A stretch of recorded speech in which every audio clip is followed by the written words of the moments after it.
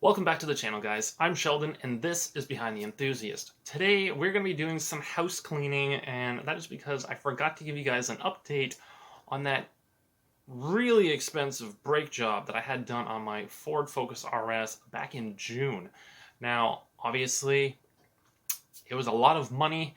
However, today we're going to go into detail as to why there was so much, well, repairs needing to be done, damage, if you will. And so we're going to go through all those details right now, and you guys can give me your opinion on how things played out for me. So let's get into it.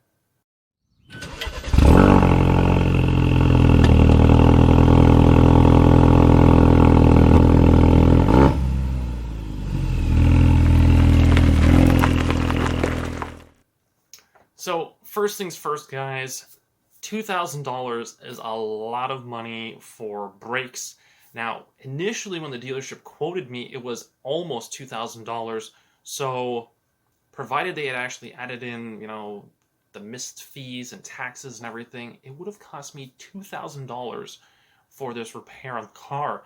Now, what actually ended up happening was front rotors and brakes, rear rotors and brake pads as well. And then, of course, they checked over a bunch of other things as well.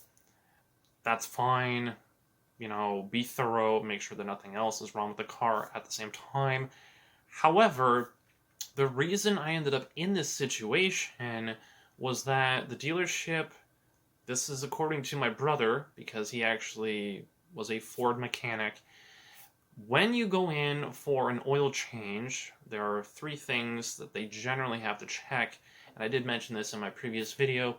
So they're supposed to check, number one, your brakes. So when they do the oil change, obviously they're going to lift up the car, and when the car is raised up in the air, they should be doing some sort of visual inspection on your rotors or even your brake pads if possible, but they're supposed to look at those items, right? So that's number one. Number two is your battery. Obviously, that's pretty easy to do. You can just put a voltmeter up to it and check it. And the other thing would be your tires. Now, again, this is super, super easy.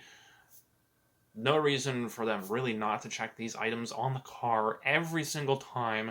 And again, this is coming straight from a Ford mechanic. So my brother was telling me this, and he goes, they're supposed to check these things. They can't say, oh, we forgot or whatever. And so, even though the dealership didn't want to take ownership for, not doing their job, it was a little bit frustrating. So, I don't know if you guys have experienced that before, where you kind of like, you hear one thing and then you get told something else. So, it puts me in a little bit of a pickle because obviously I've already paid for the work. They did give me a little bit of a break on the pricing, so that was appreciated because it was rather expensive. But I don't know if that was partially due to them realizing, they kind of dropped the ball. I'm not entirely sure. I didn't really make that big of a deal about it just because, the last thing you guys really want to do is kind of burn the bridges with your dealership, especially if they're, a good one. You know, um, Try not to make a mountain out of a molehill, I suppose. But it was definitely a learning experience for me, especially with not only a performance car from Ford, but also a brand new car. You know, I suppose I could have done a visual inspection on the brakes myself, but what led to me even finding out I had an issue with the brakes was when I was driving to soccer in the summer. My girlfriend and I were in the car, and I was backing out of a parking spot, and I heard an awful noise, and I thought, oh, okay, I probably got a stone wedged in the brake dust shield or whatever it is, the rotor shield, because that's what I had had happen before. And again, I mentioned this in my previous video. That was not the case. In the video, I showed you guys that rather deep groove on the rotor that was from the outside, I believe it was the outside pad, was wearing unevenly, and so it was metal on metal. It gouged the rotor, completely garbage, and So for the rest of the brakes, obviously the right-hand side and the rear wasn't too bad. However, my dad and I, when we went to the dealership to pick up a car, and we ended up looking at the rotors and pads. The mechanic, we were actually allowed to go back because I just was like, I need to know what the heck went wrong with the car. I need to see this, why I'm having to replace absolutely everything. You know, I needed some justification, let's put it that way. And so, the service writer brought us out. We looked at the parts, and I was really surprised at how much damage was actually done, the amount of rust. Now, here's the thing. Before I mention what was, well, yeah, before I mention that, the car only sat for maybe 2 weeks, the most. And that was when I had COVID back at the tail end of the winter. So the car is daily driven. Some sort of rust buildup really shouldn't be happening. However, according to my brother again, the dealership should be noticing this type of thing, and they should actually be turning it down and getting rid of that rust buildup to prevent this type of thing happening, which is the amount of rust that built up was so bad. About a third of the front brake pads were actually touching the surface of the rotor. Now, I know that might sound a little bit crazy, and well, it is. So the rear rotors, the rear pads, I don't remember the condition of them other than the one on the left, the driver's side, which was completely shot, metal on metal.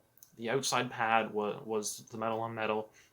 And the front rotors, the mechanic said, well, you should have noticed the, the decreased performance of your front brakes. But the thing is, when I drive, I'm not a speed demon. I'm not slamming on the brakes. I downshift.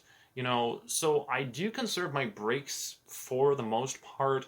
And again, I'm not racing around. I'm not slamming on the brakes. So in an emergency situation, perhaps I would have noticed the brakes not being up to par.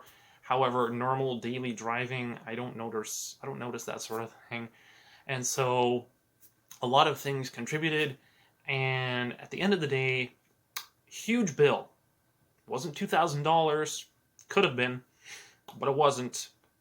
And so obviously that is not a good thing to happen, but now that I know moving forward what should be done, I can hold the dealership a little bit more accountable the next time that I go in for an oil change, and just anything that's, doesn't look right, I can always ask them about it. But that is the update. That is how things kind of panned out. Again, I'm not ranting, I'm not, complaining about anything. I just wanted to give you guys an update on that because I completely forgot about it. I was very busy this summer, so I wanted to give you guys that update. And of course, I want to hear from you guys. What do you think of this situation? Do you guys have any questions for me to kind of elaborate on, to kind of figure out, was the dealership, liable or whatever? I want to know what your guys' opinion is because I'm not a very confrontational person. I generally just like to share my experiences so that you guys can learn from them, and that's it. So if you guys like this video, make sure to smash that like button so I know that it's working. Again, comments, questions, leave them all down below for me, and I will get to them as soon as I possibly can. And with the new year coming up, lots of new content on the way, whether it be Ford related or Harley related. You guys will find out when you are notified, and the only way to get notified is to hit that subscribe button, so make sure to smash that as well, and I will catch you guys in the next one.